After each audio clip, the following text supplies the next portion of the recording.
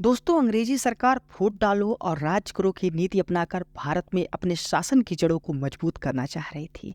साल था 1903 का, जब बंगाल के लोगों को पता चला कि वायसराय लॉर्ड कर्जन बंगाल का विभाजन करना चाहते हैं।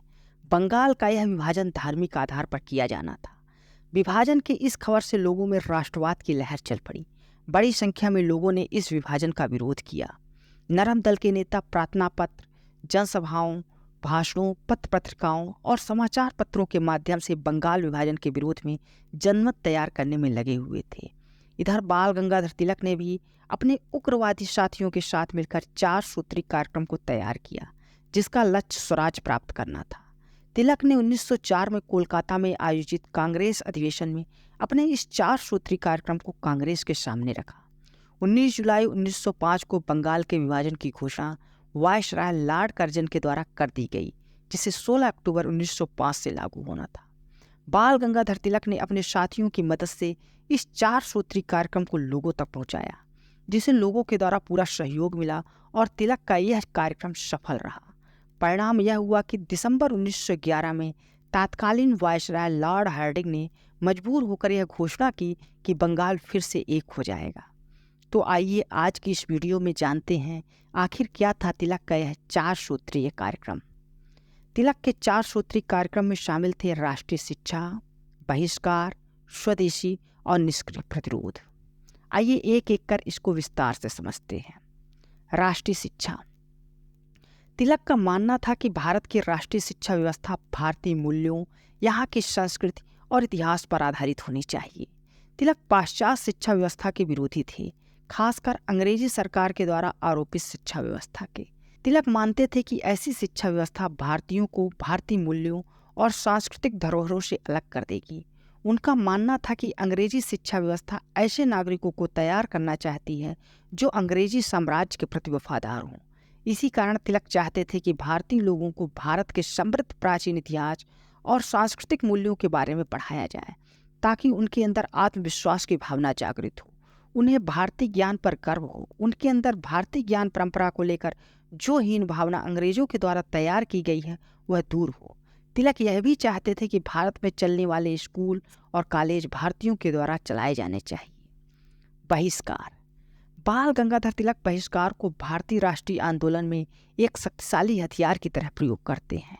बहिष्कार के प्रयोग का उद्देश्य अंग्रेजी सरकार के आर्थिक शोषण को रोकना तथा भारत को आर्थिक रूप से मजबूत बनाना था। तिलक लोगों से अपील करते हैं कि वह विदेशी वस्तुओं का प्रयोग करना बंद कर दें। साथ ही जो लोग अंग्रेजी सरकार के नौकरशाही के पद पर हैं वह भी उनके आदेशों का पालन करना बंद कर दें। तिलक का मानना था कि बहिष्कार के माध्यम से भारतीय राष्ट्रीय आंदोलन के 3 उद्देश्यों की पूर्ति होगी। ये थे: पहला, अंग्रेजी सरकार को आर्थिक रूप से कमजोर किया जा सकेगा। दूसरा, इससे भारतीयों में स्वयं के हित को त्याग कर राष्ट्र के हित को ऊपर रखने की भावना जागृत होगी, जिससे राष्ट्रीय एकता को बढ़ावा मिलेगा। और तीसरा, विदेशी वस्तुओं के बहिष्कार से भारतीय उद्योगों और धंधों का विकास होगा, जो भारत को आर्थिक रूप से सशक्त बनाएगा। स्वदेशी। तिलक का स्वदेशी और बहिष्कार एक सिक्के के 2 पहलू की तरह था। बहिष्कार में जहां विदेशी वस्तुओं के न इस्तेमाल करने की बात की जा रही थी, वहीं स्वदेशी के द्वारा स्थानीय उत्पादों के उपयोग पर जोर दिया जा रहा था। भले ही ये सामान विदेशी सामान की तुलना में महंगे और गुणवत्ता में कम ही क्यों ना हो। स्वदेशी के माध्यम से तिलक चाहते थे कि भारतीय लोगों को उद्योग और धंधों के ट्रेनिंग दी जानी चाहिए, ताकि ये लोग नौकरशाही को छोड़कर भारतीय वस्तुओं के उत्पादन पर ध्यान दें, जिससे भारत को आर्थिक क्षेत्र में आत्मनिर्भर बनाया जा सके। तिलक के स्वदेशी के विचार की सफलता इस बात पर निर्भर करती थी कि बहिष्कार का पालन कितने कारगर तरीके से किया जा रहा है। निष्क्रिय प्रतिरोध। तिलक के निष्क्रिय प्रतिरोध का विचार बहिष्कार के विचार से एक कदम आगे का विचार है। जहां बहिष्कार के माध्यम से तिलक ने भारतीयों से विदेशी वस्तुओं के उपयोग न करने और प्रशासन में अंग्रेजी सरकार का किसी भी प्रकार से सहयोग न करने की अपील की थी, वहीं निष्क्रिय प्रतिरोध के माध्यम से तिलक भारतीय लोगों से अपील करते हैं कि वे अंग्रेजी सरकार को किसी भी प्रकार का कर न दें, साथ ही भारत में स्वराज की प्राप्ति के लिए उनके समान ही प्रशासन व्यवस्था को भी तैयार करें, ताकि अंग्रेजी सरकार पर आधारित प्रशासनिक व्यवस्था पर निर्भरता कम हो सके। वह चाहते थे कि ग्राम, तालुका और जिला स्तर पर पुलिस और न्यायालय जैसी प्रशासनिक व्यवस्था स्थापित हो। तिलक और उनके साथियों के द्वारा तैयार किए गए इन कार्यक्रमों में न केवल भारतीय स्वतंत्रता आंदोलन में महत्वपूर्ण भूमिका निभाई, बल्कि भारत को आर्थिक रूप से मजबूत भी बनाया। दोस्तों, यह वीडियो आपको कैसा लगा है? आप यह अपने कमेंट्स के माध्यम से ज़रूर हमें बताएं।